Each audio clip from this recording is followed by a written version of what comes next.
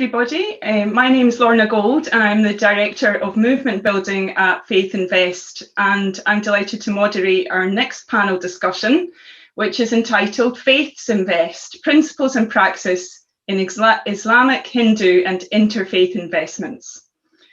So we all know we're halfway through our conference now, and we know that the objective of our day together is to strengthen faith-driven investments, especially in Africa, by sharing our experiences, strengthening cooperation and showing that impactful investing is possible even in these difficult times. And as Christoph reminded us right at the start of the conference, this is a multi-faith effort. It's not only a Christian or an ecumenical effort. So in our morning sessions, we've had very varied discussions. I'm sure all of you have found it very interesting. We've heard about the urgent situation the world's finding itself in, facing into 2021, the COVID pandemic, challenging all of our assumptions also about how we invest. The problems of climate change, of course, and biodiversity have not gone away. So in forging the new normal we need to look at how the financial world can help pivot capital towards long-term lasting solutions that build resilience and spearhead a transition towards a more sustainable world. In the parallel sessions, we heard about how this is already happening. And I have to say, much of what I heard was just so inspiring. So in the plenary session now, we want to explore how different faiths are supporting this effort. What are some of the significant initiatives underway to shift principles and change the praxis? And what's happening at an individual faith level and what's happening at an interfaith level? So we have three very distinguished panelists, I'm delighted to say. I'd like to welcome Omar Sheikh, who's the head of policy at the Islamic Finance Council in the UK. He's a chartered accountant by profession and specialises in Islamic finance and private equity. I would also like to welcome Vivek Mittal, the CEO of Afida, based in India and in London, and Martin Palmer, who's the founder and the interim CEO of Faith Invest. So you're all very, very welcome. So each of you has been asked to prepare a 10-minute presentation about from your perspective on faith investments. And then we're going to have a discussion. So I would invite people, as you have done in the other sessions, to add your questions in the Q&A discussion. So I would first like to come to you, Omar, and to talk to us about the work that you're doing around the principles of Islamic finance, and in particular around the work that has been happening since the Edinburgh Finance Declaration was signed. Over to you, Omar. Thank you very much, Lorna. Thank you to you and to Christoph and to all of the team who've put this conference together. I think it's such a critical and crucial topic that needs to be discussed more, and I think the faith groups need to do more to come forward and take the opportunity the global financial crisis has presented in redefining or reshaping capitalism, because ultimately that is at the essence in many ways of what we're talking about, and the comments you made there, Lorna, in your introduction. How as the form of finance and the form of capitalism more broadly failed us in getting us to this state that we're in, where we have this massive climate challenge. We have not taken account of the externalities of the way we produce and manufacture. And all of this comes down to, a number of factors alongside that. So the big question is, why are the Sustainable Development Goals even set in the first place? Something must have gone wrong. It's not just the big brother of the Millennium Development Goals, but there's clearly something wrong with the system.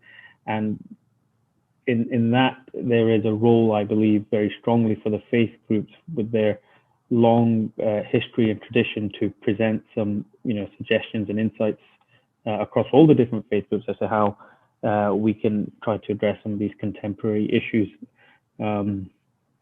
For Islamic finance specifically, Lorna, if I just spend a couple of minutes giving the listeners a bit of an introduction to Islamic finance key principles, and then we can build on that in terms of the SDGs in the Edinburgh Finance Declaration. So Islamic finance, for those who are not familiar with it, I suspect for this audience is best actually understood not as Islamic finance, actually. It's Abrahamic finance.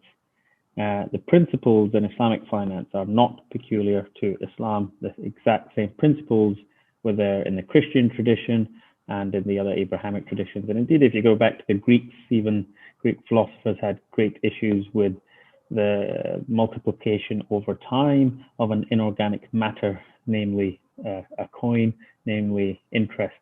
So there's two simple ways to understand Islamic finance. One is, I'd say two lenses. One is the lens which many of us will understand, which is do no harm, to what I call kind of a negative screening, not to invest or engage in anything deemed harmful to society. So these are your sin sectors, these are your tobacco, pornography, gambling, etc.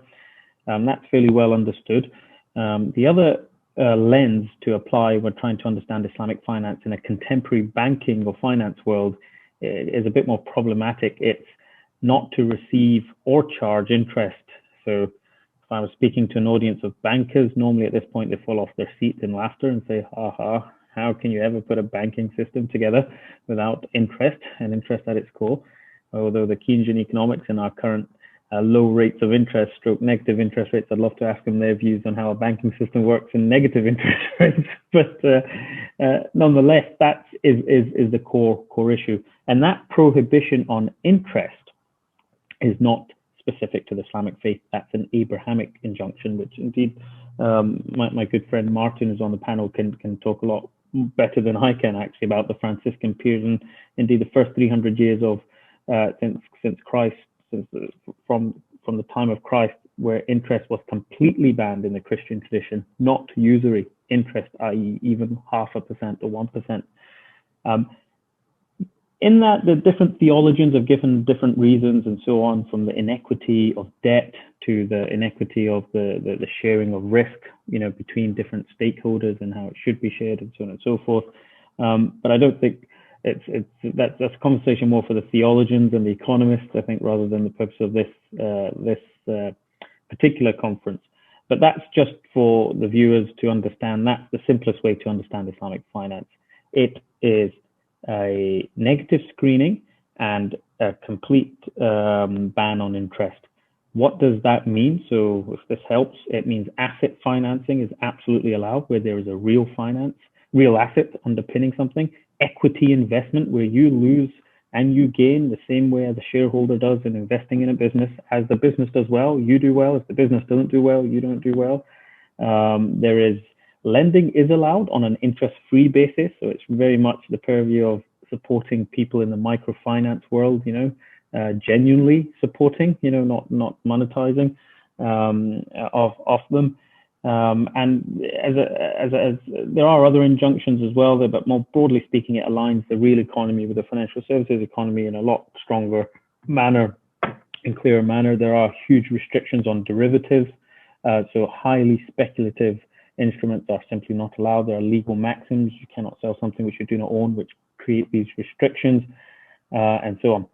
Now, Islamic banking at the same time is very important to note is a modern phenomenon. That's the principles, but the industry is very young, and it's arguably it's arguably the most prominent faith-based contemporary financial movement.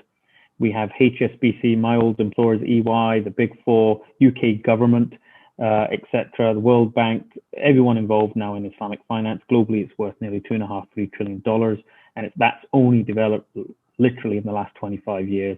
So again, a huge amount of contemporary experience that can be pulled out from that. Two bits of work I just wanted to highlight, and I'll conclude on that, is we've been doing work. We launched a global Islamic finance and UN SDGs task force with the UK government, with John Glenn, and a number of CEOs from Islamic banks and financial institutions from around the world. We're doing work to try and help promote the more kind of positive side of impact investing aligned, or the side which is more aligned with the SDGs, as this has fast become a global primary benchmark for responsible and sustainable investing or financial activity, I would say. And the other piece of work that we did, we spent a good nearly 4 years on this, starting with a roundtable, which was inspired by the keynote was Archbishop Justin Welby, Rabbi Naftali Brower, and et al. So Trevor Chin was with us, and that's where we started a roundtable to look at the shared values between the faith traditions. It was a joint venture which us and the Church of Scotland initiated, again, I think roughly 5 years ago. And we brought together a fascinating group of religious theologians, and it was primarily Abrahamic, so that was the caveat there, although others did participate. But the lens taken was primarily from the Abrahamic traditions, and we brought together bankers and practitioners alongside the religious leaders and theologians. That included from Africa, Emir Sanusi, the former governor of the Central Bank of Nigeria, played a very active role in this, and Sharia scholars as well from around the world. And through that, we created a document called the Edinburgh Finance Declaration. And if you Google it, you'll find that online.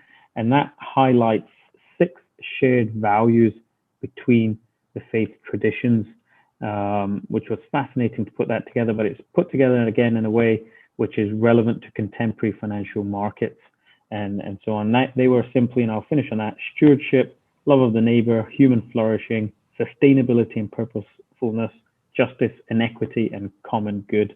You can read about that more on the website, and we can discuss it in the Q&A if anyone would like. Conscious that's my time up. Back to you, Lorna. Thanks, Omar. That was really, really interesting. I think one of the things I took from that is really the connection between all the Abrahamic faiths in terms of investing principles and values that we share in common. And I think that the Edinburgh Declaration really captures that in a way that's quite simple, in the sense that it's accessible and able for all the for the different faiths to work on together. It forms a kind of common platform for different faiths to come together around these issues. So thank you very much. And I'm sure people have questions around what the work that the Islamic Finance Council is also doing. I'm now going to come on to Vivek Mittal. Vivek, you're very welcome. I know that you personally are from the Hindu tradition and recently have done studies yourself in Hinduism and its connection to the areas of finance and investment. But you're also the CEO of AFIDA, which is working on infrastructure in Africa. So in a sense, you're wearing 2 hats here. And we'd love to hear from you on both. So you might talk to us a little bit about both sides of your work, your studies on Hinduism and finance, and also your work on the infrastructure side in Africa. Vivek. Thank you very much, Lorna, and good afternoon, good morning, everybody. It's a great honor to be part of this panel and this conference earlier today, which started earlier today. I must confess, I know a little bit more about infrastructure than I do about the Hindu faith, and particularly Hindu faith principles. But I'll give it my best shot, if you will.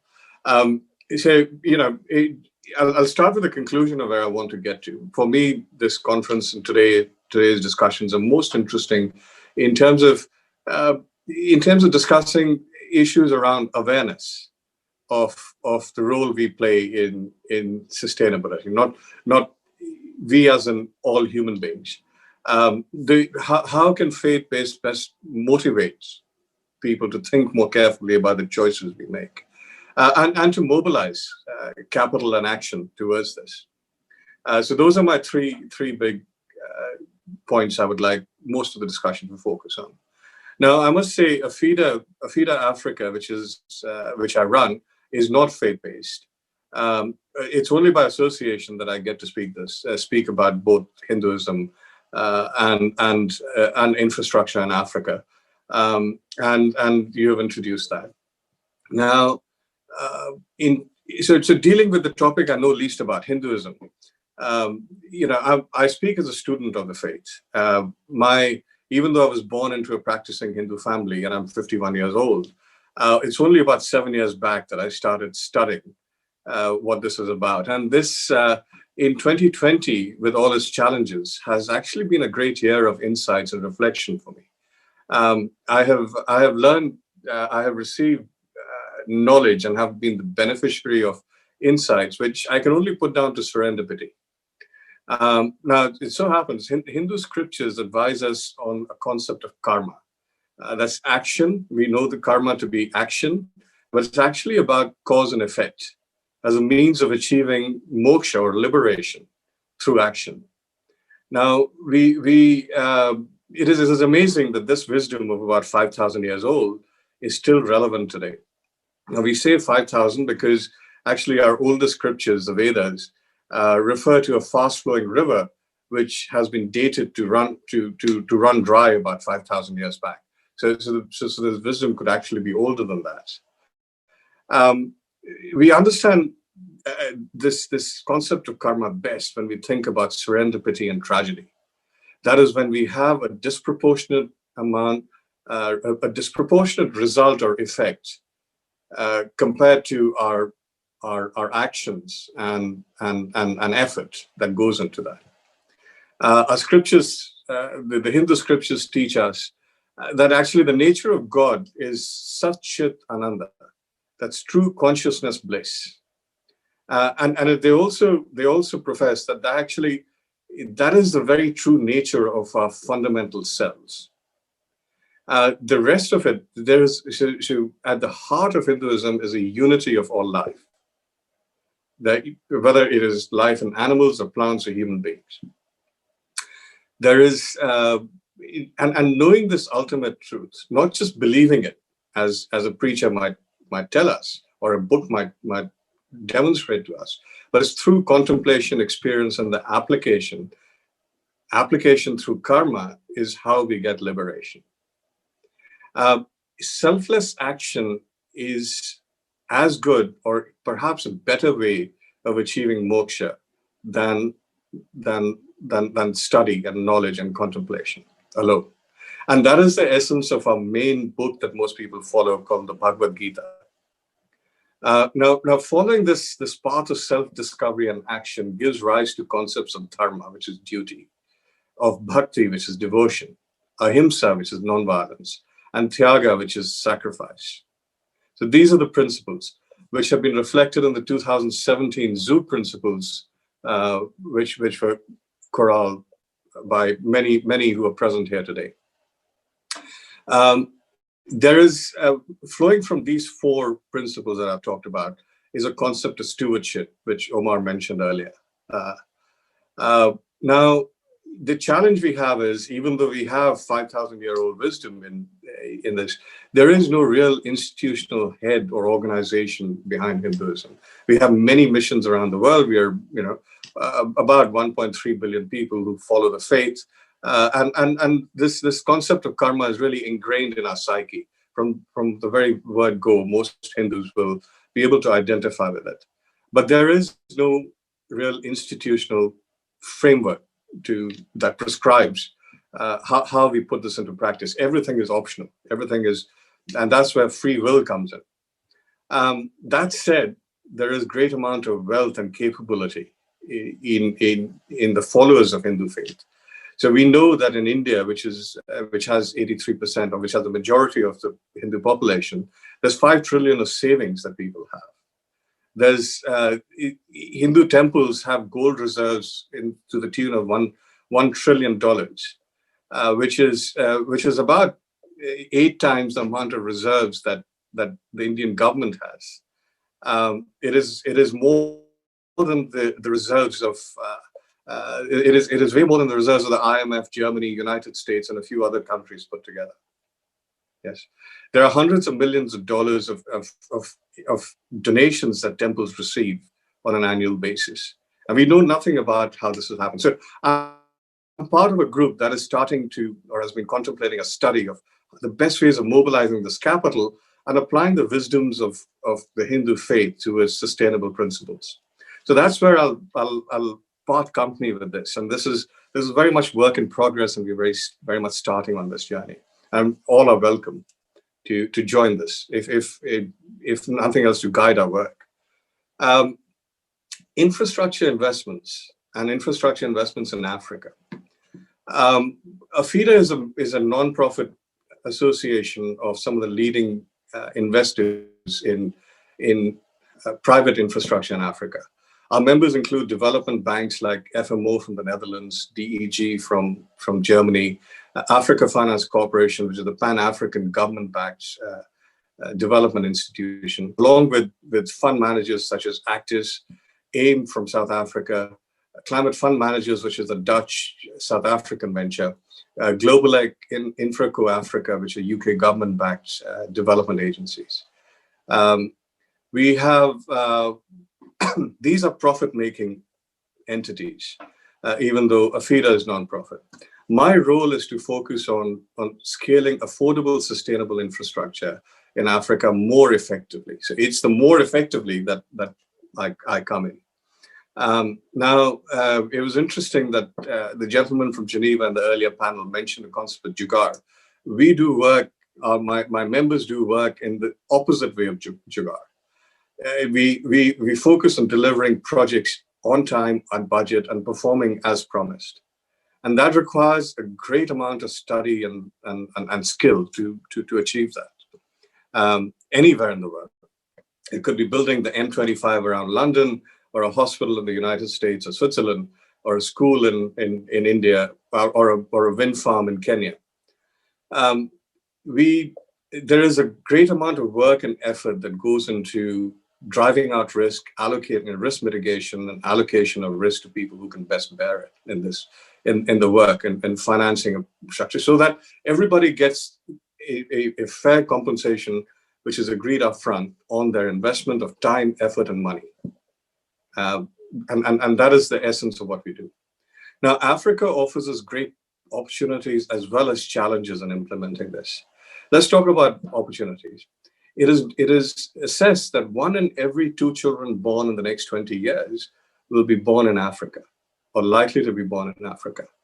And that means we need desperately to ramp up infrastructure to meet that demand, because otherwise, if you don't do it, these children will not have the hospitals, or the schools, or the roads, or the electricity, or the internet to be effective, valuable, contributing citizens of this world. And infrastructure sits behind all of that. Yeah. Now, let's talk a little bit about challenges against this. Well, actually, to give you some context, there's about $130 billion of invested capital in private infra in Africa. There's about $1 trillion of overall infrastructure investment. So the bulk of infrastructure investment tends to be government to government funded by donors and IMF and World Bank. But the private sector is meaningful in this regard. Our members have about 25% of this, so it's still quite a meaningful amount of money. Now, looking at one sector, renewable energy in South Africa centers in about 10 countries out of the 50 countries in Africa. And they share in 0.6% of the 2.3. So in the last 10 years, between 2010 and 19, $2.3 trillion got invested in renewable energy all over the world. The 10 African countries that have any form of renewable energy outside South Africa share in 0.6% of that 2.3 trillion. So they have it's not meaningful in any way, shape, or form. It takes about 7 years to develop a project, and there are good reasons for that, which I can go into, but I'll spare you the details of that. The pandemic and the economic crisis that we're going through right now, that train wreck which is still happening, is going to have great impacts on Africa that are going to make challenges worse. The IMF estimates that on average, sub-Saharan Africa prosperity, GDP per capita, will actually roll back on average 4 years. Some countries will roll back even further. And it'll take them the best part of the next 4 years on average across sub-Saharan Africa to get to pre-pandemic levels in 2019. There's about... If you could just finish up soon. Yeah, sure. So very, very quickly, so I'm coming to the end of this. $290 billion gap in investment. There are great risks to the affordability of existing tariffs on infrastructure. And Africa, however, Africa does represent an opportunity to do things better. And that is what I'm here to discuss with you. So, and that I'll finish off. Thank you.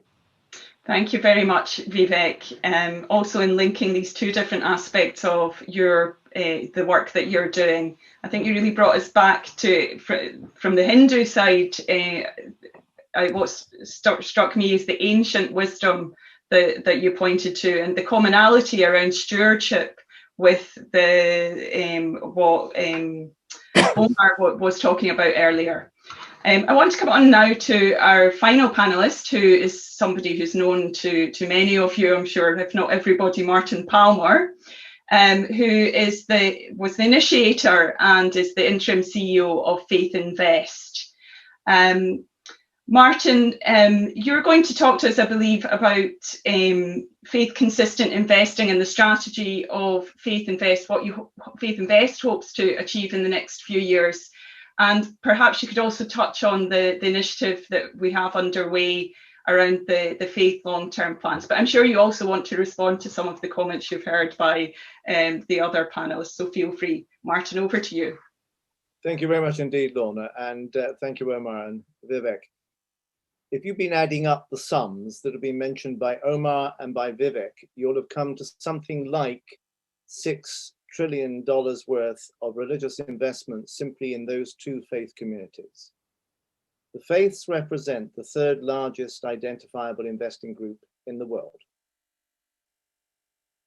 But we have not punched at the weight that we should be punching at, given that status.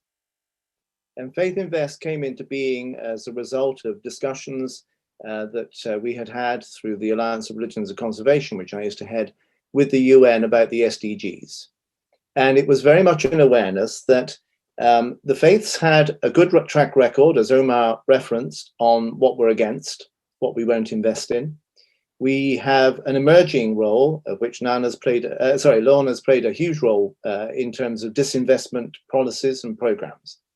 And these are all important structures, important ways forward by which value-driven investing, faith value-driven investing can have an impact. But what we have neglected, I think, has been to be proactive. I'm very intrigued, for example, with the work that is being done by people like the Muslim Union in Indonesia, who are talking about Sharia law, saying, well, we know what Sharia law tells us we can't do, therefore it should also mean it tells us what we can do. And that is a major shift forward. And Omar has referenced the Abrahamic traditions. And one of the things that I have seen over 40 years of working in this field has been the way in which the rise of Islamic banking from 1973 onwards has had an impact on Christian groups who have been driven back to the fact that we abandoned the ban on usury and on charging of interest in 1555 under the influence of Calvin, although I'm sure Christoph will argue with me about that. But nevertheless, a drift that had been going on escalated, and by the 16th century, we had given up something that had been a fundamental principle of Christianity.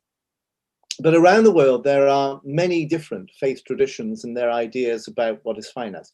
For example, older than Islam and contemporary with Christianity was the ban on usury in the Taoists of China, which they have recently rediscovered precisely because we brought them into dialogue with people like Omar and others who challenged them to think about this. And when they went back to their core texts, they discovered that in one of the great handbooks of Taoism in China from the 1st to 2nd century, they had actually had that ban. I think the issue of stewardship is an interesting one. For many faiths, we are not stewards of this planet. And I think in the interfaith engagement around finance and around our impact on environment and sustainability, we have to recognize that there is a huge diversity of why people do what they do. I'll give you a very simple example. One of the groups that has been least active on ethical investment from a faith perspective has been the Shinto tradition in Japan. Now, only in 2014 did the Shinto decide that they needed to now be proactive on social issues, whereas traditionally there hadn't been.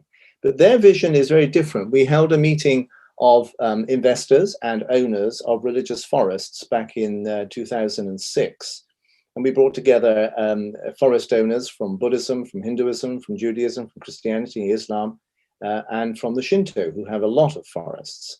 At one point, there was a proposal that we should set up a whole program called Faith-Protected Forests. Now, that made huge amount of sense to groups that believe in stewardship, which is essentially the Abrahamic traditions and some other faith traditions, such as the Baha'is. The Shinto literally gasped with horror and said, "What on earth are you talking about? We don't protect the forests. The forests protect us." And that difference of perspective is hugely significant. And I think one of the things that we need to do in an interfaith dialogue is to recognize that people will come to the same issue, but with very different reasons as to why they're there. And part of Faith Invest's role is to help each faith to go right back to its core beliefs, to say, well, what is it you believe about this world and about our place within it and our place within nature? And therefore, what are the values that come from that? And given those values, how do those values shape your investment policy? And obviously, you'll probably have a negative screening policy, though not all faiths do, and it's relatively recent for many faiths. But given that, therefore, what would you invest in? And our goal, directed by Lorna and by Nana, who you've also encountered this day, is to increase dramatically the range of faith investment in environmental and sustainable development projects around the world. And the interfaith dimension of this is that each group retains its complete autonomy. We are not going to manage their funds for them, God forbid. Nobody would want me to run any of their funds, I can assure you now. But it is to say we are going to be stronger side by side, and particularly because we're looking at small and medium scale projects that need funding, the most neglected area of the potential for sustainable environmental projects, then our goal is really to say, why don't we bring together perhaps some of the smaller faith investment groups and say, you don't have to put in 50 million, you could put in 5 million. But if you do that side by side with 5 or 10 other groups, then we become an investing force alongside the huge groups like the Church of England or the Vatican and so forth. So really our drive is to mobilize all the faiths based on what they believe to do more consistently what their faith asks them to do. And to do that, not by grants and charity, but to do that by investing so it becomes sustainable. Thank you, Lorna. Thank you, Martin. Thanks. I think you were going to tell us something about the faith long-term plans as well. I apologize. Yes, long-term very briefly. We've been asked by the UN, particularly initially about the COP26 in Glasgow, which I'm sure Omar is deeply involved with, to help the faiths become the major expression of civil society in terms of long-term plans for protecting the environment. And this program, Faith Long-Term Plans, 7 key areas, everything from assets through to wisdom, through to media, through to celebration. We're asking faith groups to first of all, look at what they own and run. We are major stakeholders in the planet, but we often don't know that. We don't know how many schools we have, how many universities, how many clinics, what investments we have. We are remarkably bad at assessing what we own. And secondly, then to say, given what we now know we own and have and can influence, how can we use that to make a more livable planet for people and planet, for all life on Earth? Sorry, Lorna. Apologies. Thanks very much, Martin. And I believe that the details of how to get involved in the Faith Long-Term Plans are in the chat box now. So you should be able to look at that. There's many webinars being held already. Some of you have participated in these. And there's a whole series of webinars planned for the next 6 months. And of course, how we finance these plans that sit on shelves are not very useful. They need to be mobilized. They need, as one of you said, as Vivek said, the faiths motivate and mobilize. And these plans are about channeling some of that energy, that mobilization and that motivation through a structure of plans. Martin, thanks also for widening the perspective that will stick with me now. The forests protect us It's so important to keep that broad perspective and the variety of the different faiths. So I wonder, have people got questions? I know that some of the questions have been answered directly in the chat box. I'm wondering if anybody else has questions in the audience, if you want to share them in the chat box now, and we can answer them as we're going along. Perhaps as we're waiting, I could take advantage and ask Vivek a question about AFIDA. And that's how you see faith communities getting involved in the work that you're doing. This morning we talked about the need for intermediaries, and it seems that a not-for-profit, the type of not-for-profit that you have, you're running, is precisely the kind of agencies that are required. Do you see a role for faith organisations in the type of work you do? Totally, and I'll go back to what I said at the start of my talk: is awareness, motivation, and mobilize. So let me respond with awareness. Awareness. By that I mean choices. The choices we make. The IPCC, which is an intergovernmental panel for climate change, has been studying climate change emissions into the atmosphere for 40 years. Only recently have they studied the impacts of land and ocean.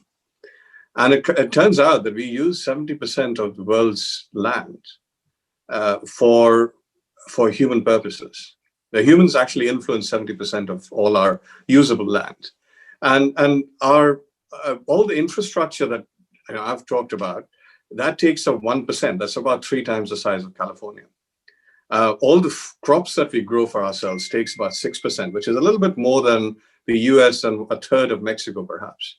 But we use 45% for farm animals, for pastures and crop for farm animals. And that's Europe, Asia, and Latin America put together.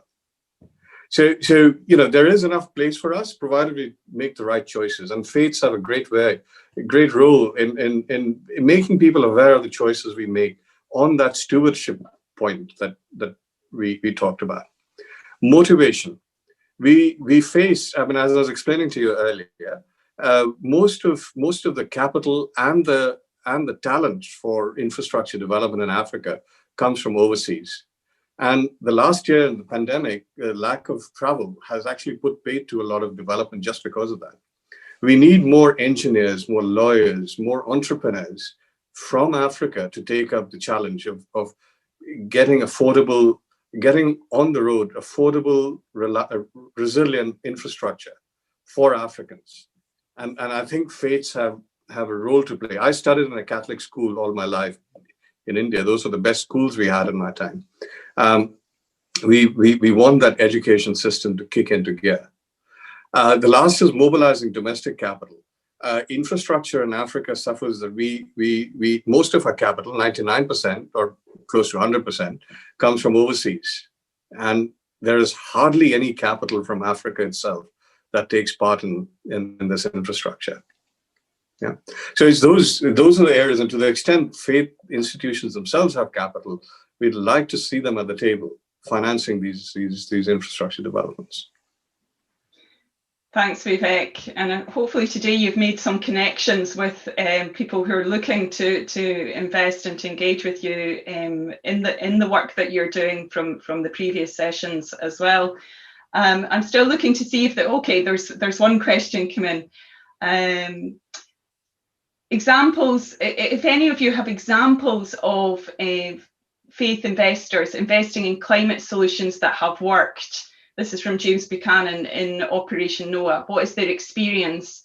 Are there examples they could share of smaller institutions that have collaborated together, as Martin described?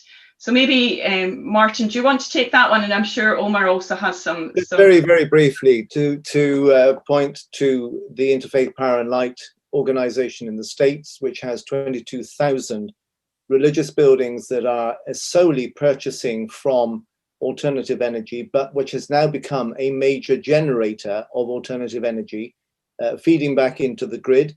but also faith groups, primarily Christian because it's the US, but not exclusively, investing in infrastructure that enables them to power, for example, local schools, local hospitals, through their solar plants, through their geothermal, etc. That's a very simple scheme which basically set out to address the energy uses of religious buildings, and then realized that with 22,000 buildings geared now to produce alternative energy, they had almost accidentally created a small-scale investment by local parishes, local mosques, local synagogues that has changed the nature. They power every year the Democratic Convention. Martin, that's a wonderful example, and I think it also points to this issue of scalability, which the faiths bring as well, that a small idea like that, which is relatively simple, if you have the right policy environment as well, you need to have a micro-generation scheme that can allow people to feed back to the grid. But it does point to how that can then mushroom and it can grow and it can become something very scalable. Omar, I was wondering, in the Islamic traditions, a couple of thoughts. So I wouldn't say Islamic finance has led the way, particularly in climate finance. That's not been its mandate. As I said, it's still rather young. But one example that has been particularly useful is the emergence of the Islamic bond market. It's called Sukuk market. Is the first sovereign green Sukuk was issued by the Indonesian government, supported by UNDP, and that was in 2018, and that says a lot when we're seeing in the UK, a country that issues a lot of bonds, government bonds. It was only a couple of months ago that the Chancellor announced we're going to have a green bond in the UK. So we don't even have one yet in the UK, and in 2018, Indonesian government's already issued one, assisted considerably by the UNDP. So I think that's a very good example of a green financial instrument. And just on the earlier point in terms of collaboration and so on, I still feel, and I know Martin and I have discussed this in the past, still feel the faith groups, yes, there is scope to collaborate, and they should. And indeed, when we put the Edinburgh Finance Declaration together with the Church of Scotland specifically, the intention was actually to create a practical ethical finance solution open to everyone in society, regardless of race, religion, or ethnic background, but built upon and inspired by the shared values between the faith tradition. And that was where the journey started, by what are the shared values? So that's it. I still think a lot of the faith groups still struggle to understand, and if you take the mosques, or I'm sure if you take the other religious institutions, proper investing in its commercial sense. I think family offices and endowments get it because they are traditionally merchant families or commercial families, but a lot of the faith groups don't, and a lot of the money as well legally is for charitable aid money as opposed to investing money. So there's a mindset flip. There's a kind of big cultural change there, and I still struggle to see how that's going to happen. We've done it in Islamic finance, but very much through the commercial lens. So the mosques and many of the charitable institutions are not necessarily involved in commercial Islamic banking or driving it. It's just happened parallel as a commercial solution, which HSBC, Deutsche Bank, and others have helped develop and create. But I think there's still considerable scope and opportunity there for the faith groups to really genuinely understand their financial muscle and just organize it better. It might not be necessarily purely in an investing sense, but it could also be in just reporting impact, efficiency of disbursement, and so on and so forth. So when we take the hundreds of billions annually that's given in the Muslim world through zakat or through the waqf money, there's considerable opportunity there that I think can benefit from being tightened up, more efficiently delivered. Thanks, Omar, and also thanks for pointing to the fact that there's still a big job to do, and there's plenty of work to be done, especially in terms of changing mindsets within our own religious communities. And I'll just finish on the point that Martin made around the fact that the Muslim Union in Indonesia has helped to kind of inspire reflection in other traditions.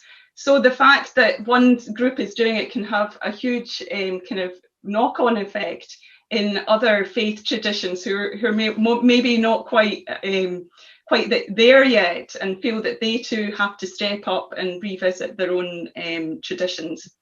So I'd like to thank our panelists, to thank Omar, Vivek and Martin. I think that was really fascinating and lots more we could discuss, but we are in fact out of time already. And I would like to just urge people to stay engaged in the conference right to the end. There's 2 more sessions ahead of us, and these aren't just going to be summarising sessions. These are going to be sessions where we can all participate in thinking through what are the next steps. And we've heard about the challenges, we've heard about all the initiatives, and we really have a responsibility to think about what are the next steps. So thanks everybody for taking part.